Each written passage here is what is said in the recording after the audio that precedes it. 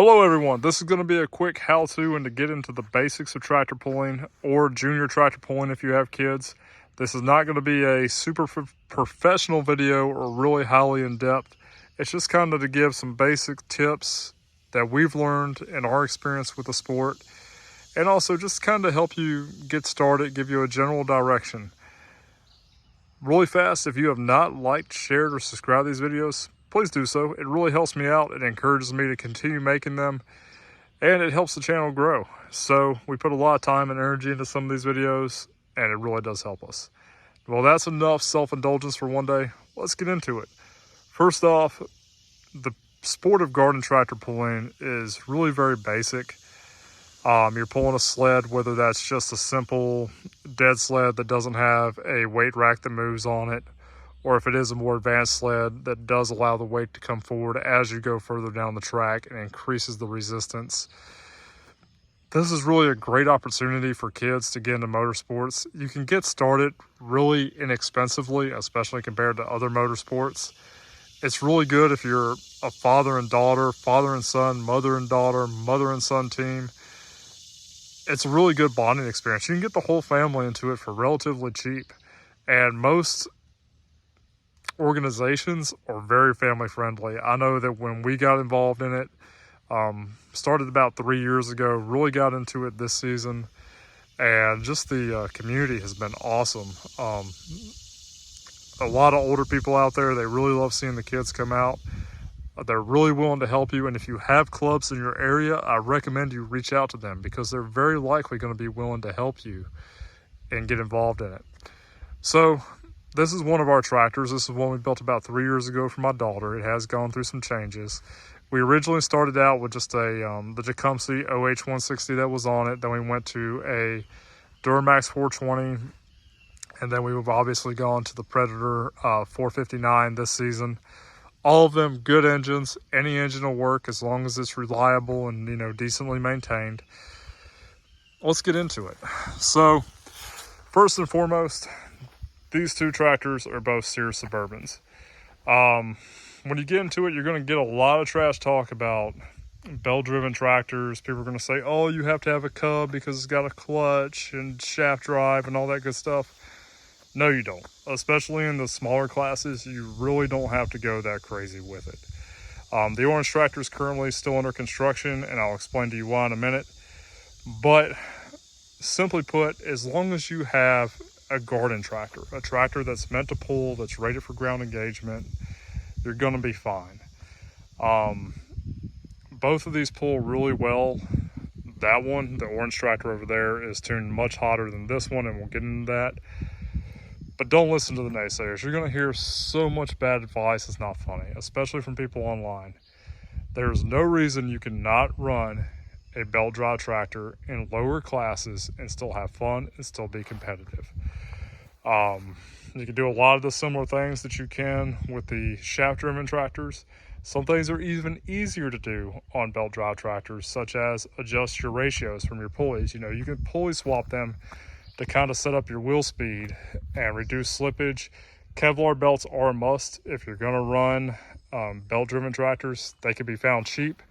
Actually, on this Suburban right here, because of our Predator swap, the belt that was required whenever we finished everything out was going to be about 80.5 inches. You can order them offline. What we did is we went up a size on both our idler pulley and our clutch pulley, about a 1/2 inch larger. That gave us just the perfect length where we can run an 81-inch Kevlar belt from Tractor Supply. It's like $20, guys. For the belt, it's off the shelf. If we break one, we can replace it easily. So people are also going to talk trash about this. So here we have a keyed axle, okay? Is it ideal?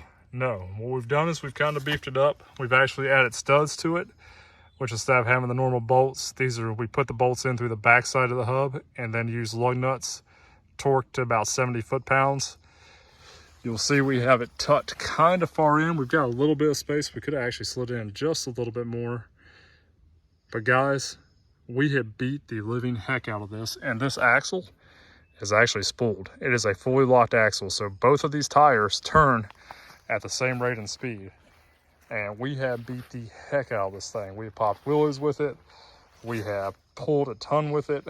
The sled that we pull is around 7,000 pounds. We pulled an 8,000 pound truck very early on up a hill, and that was with smaller tires on it. And yeah, it does plenty well. This tractor, without a driver on it, without any weights, is about 750 pounds.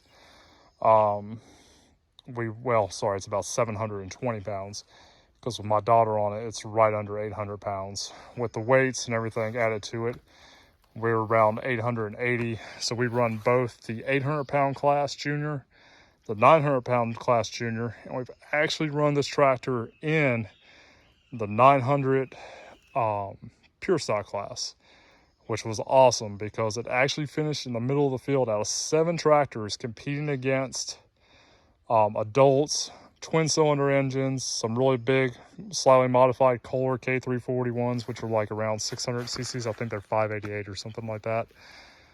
This tractor beat some of them. It was also only at 850 pounds. So we gave up 50 pounds to run that class because we didn't have enough weights that time around. It still finished the middle of the field with a young driver competing against 2-cylinder tractors and adults. That's pretty good. Is it nice to have a shaft-driven tractor? Yes, but it's not a must. So let's go over some of the basics. So to compete, you're going to need a couple things. One, wheelie bars. Almost every single club is going to require you to have some sort of wheelie bars. There's a lot of different styles. You can buy them in kits. If you don't have really good welding or fabrication skills, you can buy a lot of the stuff prefab. And then you can either run wheels on the back, which is my preferred method, or you can run even plates on some of them. Most of them require you to have 2 bars to come off, not just the single bar. But once again, that's going to be something you want to check with your class or your organization to make sure you know what your class is specifically on. Your drawbar. So once again, for stock classes, they'll let you get by with a little bit more. This one's built a little heavy duty.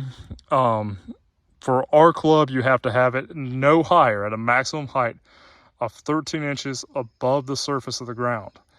You want it to be as close to that 13 inches as you can get. Originally, we were up here, and that's before we flipped the front axle, and we originally had 23 10.5 tires on it. These are 26 12.12s. So these tires are higher, and then when we flipped the axle, we had to actually lower it a little bit more.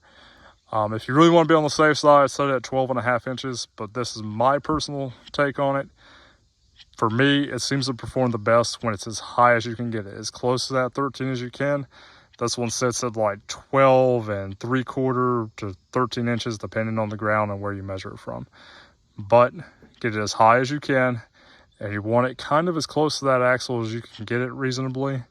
But this works really well for us. Now, we have a weight bracket here. Typically, you want as much weight as you can get towards the back axle. With that being said, you want to have enough weight where you can basically keep the front tires barely on the ground. I like having, especially for the kids, a little bit extra weight there. That way they can still steer a little bit. You want it to where basically the front tires are just about floating. Just a little bit of contact with pressure. You're mainly going to steer by leaning left or right, but especially for the kids, I like to have a little bit extra weight up there. Makes it a little bit easier for them to control. Yeah, they're probably giving up a couple feet at the end of the pool, but for kids, don't try to run that razor edge. Keep it safe, keep it fun, be smart about it. And if you notice, we have a lot of extra shielding around the engine there. And once again, this is just to keep the kids from getting their hands in there. I'll step around to the other side. We've got this plate running all the way up to basically cover most of the clutch. And this is actually the factory PTO off of the Sears. It's the PTO cover. All we've done is modify the bracket and flipped it around backwards. And that does a really good job at covering that belt, if you can see it in there. By the way, anybody that wants to doubt me on those Kevlar belts, that belt probably has about 15 pulls on it and is probably over a year old. And let's see if I can get in there. It's in pretty darn good shape. Anybody that wants to doubt me, go ahead. Not required, but really cool and good for the kids to kind of learn how to control it. We have our little pedal stop here. That kind of is what we use to set our maximum RPM along with the governor setup.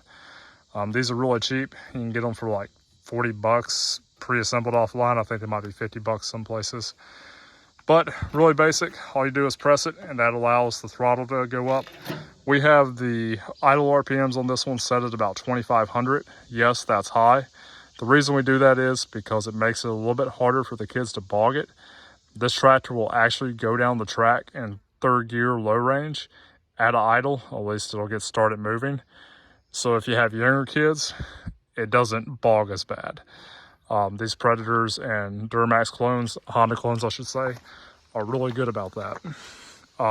Maximum RPMs for a lot of your pure stock and especially your junior classes for most clubs is going to be right around 4,000 RPMs. They do that for safety reasons because of flywheels and things like that. So just keep that in mind. And keep in mind, guys, it's about having fun for the kids, especially in the junior classes. Don't risk your kids' safety to run an extra, 500 RPMs or do something shady like that. A lot of tractor pulling organizations go out of business because of silly accidents. Because all it takes is one big accident and that club might shut down forever. And that's not a benefit to anybody. Speaking of gearing, so obviously we've got, let's start with the axle. That is a typical Sears axle configuration. This one has some smaller tires on it. This one has been flipped. We flipped the axle, then we just installed some small brackets here. Don't make fun of my terrible welding job. But that just stops the wheels from going too far so the kids can't, basically drag the front tires if they turn too hard. And this is where our weight bracket goes. We just have one bolt that goes up through the center. This tractor was built mostly from scrap parts and things we had laying around. So ironically, we had a 2-inch trailer receiver. We actually had 2 of them. We cut one down and then welded the other one onto it. So our weight bracket comes out to about here. It sits out about 12 inches in front of the tractor, which we're able to do. I think our maximum is 6 feet from the center line of our axle. And it works really well. We can put about two 8-pound weights on here, give us about 16 pounds plus the weight of the bracket, and that does a really good job at keeping the nose down. The further out this weight is, the more force it's going to basically apply. So instead of having like 40 pounds required to hold the nose down back here, we can have maybe 16 pounds out here to hold the nose down. It does the same job, and we can take that extra weight and put it on the back where we need it for the traction. Just kind of keep that in mind. For us, with this engine setup, we have ran second gear high range, which is basically 5th gear. The gearing on this is a little bit confusing because first gear high range, which is 4th gear, is actually a lower gear than 3rd gear low range. So your 4th gear is actually slightly lower than your 3rd gear. The wheel speed, if it had stock tires on it and stock RPM at 2,400 or whatever they were originally covering at, would be about 2.2 miles per hour in first gear high range, and low range 3rd gear is about 2.6. With this tire combination being these are 26 12/12s on both of these tractors, with the wheel speed in 3rd gear low range is going to be right around 3 miles per hour. It seems to work really well. We have done 2nd gear high range, which is 5th gear once again, and it was a little bit too fast. We had a little bit of wheel speed, looked really cool, but we had a little bit more spin on it. For us, for the older kids, 3rd gear low range works really well. For the really young kids, it's a little bit slower, but 2nd gear low range works really well. Typically for the junior classes, you also have to have some sort of kill device held by a parent. And I'll kind of get into that here just right now. Let's dive into it. Bear with me. Head's going up. So we use a remote control box off Amazon. This is what we use. I don't recommend them. They're very cheap and they're kind of junk. They worked good for like 1 season and that was it. Actually, one of the little electrodes in there, I guess, worked its way loose, and yeah, that doesn't work now. We've got to replace it again. They are cheap though, and if you're looking for cheap, I'll just buy 2 of them and be done with it. All it is it's a little remote. It's a clicker, and whatever the cutoff switch out here is pulled, and it's out. There's a wire that goes in that allows grounding to go to this box, which provides power to it, and it's tied into a relay. It's a 5-blade relay, and whenever I hit the on button for the remote relay or remote switch, it activates the relay. It kills the tractor, it kills out the coil, grounds it, and just kills it dead. And then she can also shut it off by just doing that. Very simple, very easy. A lot of junior classes will require you to have something like that. However, most clubs are pretty flexible. As long as you know you're doing the right thing and trying to set it up safe, they'll typically work with you. A lot of questions on the swap. So this is the second Honda clone we've had on here, and this is obviously our throttle cable running here, so this can work but really isn't used for anything. This is a bone stock one pretty much. We have an air filter, and then we've gone up one size on the jet because of the air filter. We are still running the factory muffler. Now when we had the 420 on here, we had the exhaust built for it, but the Honda clone 420 and 440 exhaust port is smaller than the 459. The 459 is just basically, it seems way better built and beefed up over the 420 and 440. And because of that, the exhaust is actually a little bit bigger. So I haven't had time to fabricate a new exhaust for it. This will eventually have our old stack setup on it, which has basically a tractor supply muffler with some baffles in it, just to kind of keep it a little bit quieter. But this works pretty well. I mean, this is a lot bigger than the 420 and 440 muffler, and it doesn't seem to be as restrictive. But these clones are awesome. They provide plenty of power. They start easy, they're reliable. Not that a Briggs or Kohlor or Tecumseh can't be, but especially for kids, just getting them to start and run down the track is really important. And you can get, I think a 420 new is like 350 bucks. A lot of clubs do require you to have electric start, so remember that. Also, we had to run the Duramax 1 gallon tank to clear the hood because the 459 gas tank is 1.9 gallons, I think. It's massive, and it was pretty tight. And our battery sits here. We actually have a bracket that goes over that and holds our little battery down. These don't require a huge amount of cold cranking amps anyway. You could start them off like a little 200 CCA lawnmower battery. A 300 or 350 is better, but 200 is perfectly fine. They also have a 3 amp charging coil, so they'll help keep you running if you do multiple pulls. Speaking of which, we have ran this tractor 3 times back to back with this engine transmission combo. So literally hot lap the heck out of it. It didn't miss a beat. Let's jump over here and kind of go over some of the stuff regarding this. When you get into the hotter classes, you're going to have a fire extinguisher, and then you'll also have to have a breakaway switch. This tractor is very much still under construction, but you'll see there's a breakaway switch. If a chain breaks, that pulls off. And on this one has electrical emission, but that trips the relay to kill the connection between the ignition coil and the power source. So that basically kills the spark. But if it was a regular setup, you can also do it to where it just grounds out as well. So it's however you need to do it. This is a more primitive way to do a drawbar setup. Some classes will allow this, some will not. So check with your local rules. But if you don't have welding skills, hey, once again, it works. Another more juvenile setup for wheelie bars. These are also 26 1212s. These are True Powers, if I'm not mistaken. The front wheel's a little bit smaller. This one actually has a really hot K341 in it. It's about 600 cc's. It's pretty thirsty. It's got a pretty hot cam in it. It's over 11-to-1 compression. You can see we got our big carburetor and our velocity stack. But even then, small fuel cell. You don't need, and this one's loose, I need to fix it. But you can see you don't need a huge fuel cell for these. This is good for 1 or 2 pulls easily. So if you're gonna have a kind of a hotter setup, this will work. Going over here, and you'll see this one has a solid flywheel. It's got our electric ignition on it. There's a solid flywheel, and then we have to have an electric cooling fan to kind of keep air flowing through there, because with that solid flywheel, we don't have fins on it. Typical weight bracket setup you can see there for like a suitcase weight kind of setup. don't hate this one. It works, you know, we're still very much building it. So on this side, we will probably eventually pull this too. This is a little hydrostatic. Just remember, if you're gonna pull, all implements have to be removed, and anything that's flopping around, you can't have anything basically loose on the tractor. So it has to be secure.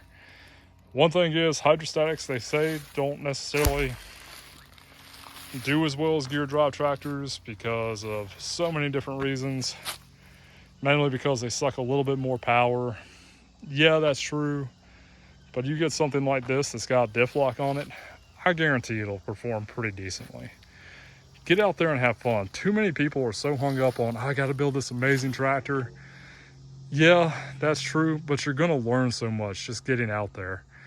I promise you, what you think you know, if you never pulled in any sort of sport, whether it be diesel trucks or big tractors, it's a little bit different with the garden tractor world, and you're gonna get humbled pretty quickly. A lot of people get discouraged. You know, they go out, they think they've got a good setup, and sometimes they don't move the sled at all, or they only move it 50 feet. So much comes down to your setup, and every time you go out, you're gonna change that setup. When we pulled that perfect purple tractor for the first time, you know, we came home and we changed so much about it. It was a lot of little things. And next time we went out, it did better. Next time we pulled it, same deal. Came home, ran it again, it did better. And it's moving the weight around, dialing your air pressure, you know, adjusting your governor, silly stuff. Really minor changes make a big deal. And as you continue to refine your machine, you gain that experience, you see what other people are doing, you see what works, you figure out what works for you. You're gonna have a lot of fun. You're gonna start pulling further and further. And soon, you're gonna be up there in the front of the pack. You know, might not be a first place tractor, but you'll do all right.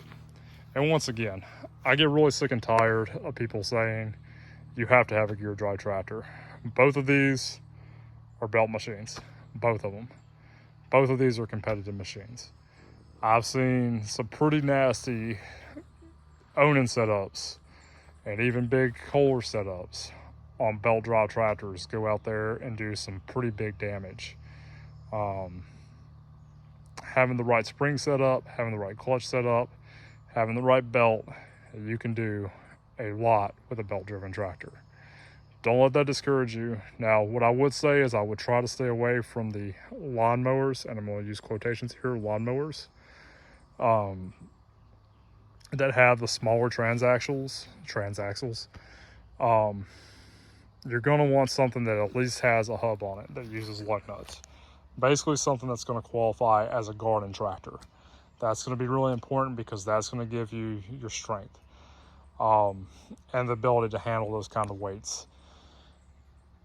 Weight and traction are really what defines garden tractors. That's what's going to make you competitive.